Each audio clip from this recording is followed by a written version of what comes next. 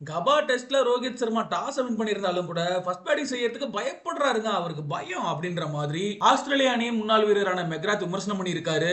ஆனா ரோஹித் சர்மா செஞ்சது 100% சரியான ஒண்ணு அப்படின்ற மாதிரி கிரிக்கெட் விமர்சகர்கள் கருத்து சொல்லிக்கிட்டு இருக்காங்க. இந்தியாவுக்கும் ஆஸ்திரேலியாவுக்கும் இடையேயான மூணாவது டெஸ்ட் போட்டியானது தொடங்கி இருக்கு. கபா மைதானத்தில் நேற்று இந்த போட்டியானது தொடங்கினது. இந்த மேட்ச்ல டாஸ் வின் பண்ணாரு இந்திய captain Rohit Sharma. Bowling choose பண்ணாரு. 13.2 ஓவர்கள் மட்டும் தான் பவுல் பண்ணியிருந்தாங்க. உடனடியாக மழை வர தொடங்கிருச்சு.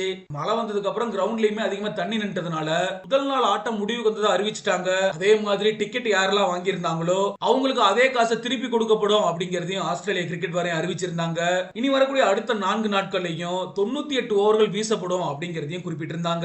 இந்த நிலையில தான் இந்த மேட்ச்ல டாஸ் வின் பண்ண ரோஹித் சர்மா பவுலிங் சூஸ் பண்ணத பத்தி ஆஸ்திரேலிய அணியின் முன்னாள் வீரரான கிளென் மெக்ராத் பயங்கரமா விமர்சனம் பண்ணியிருக்காரு.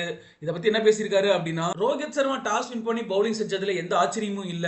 ஏன்னா ரோஹித் சர்மா இந்த கிரவுண்ட்ல ஃபர்ஸ்ட் பேட்டிங் செய்யறதுக்கே பயப்படுறாரு. கபா மாதிரியான பிட்ச் கண்டிஷன்ல பவுலிங் செஞ்சு சொதப்பனோம்னா மீடியாக்கள் கடுமையா விமர்சிப்பாங்க.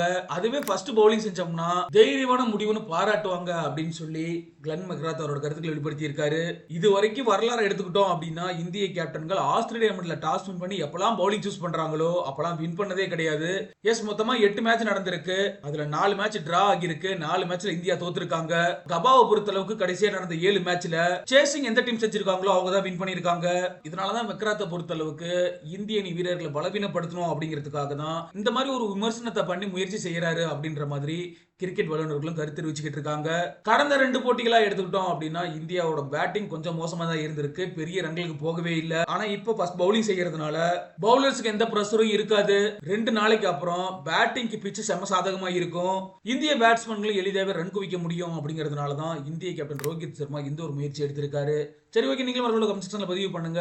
இந்தியா டாஸ் வின் பண்ணி பவுலிங் சூஸ் பண்ணது சரியா தவறா அப்படின்ற உங்களோட கருத்துக்களை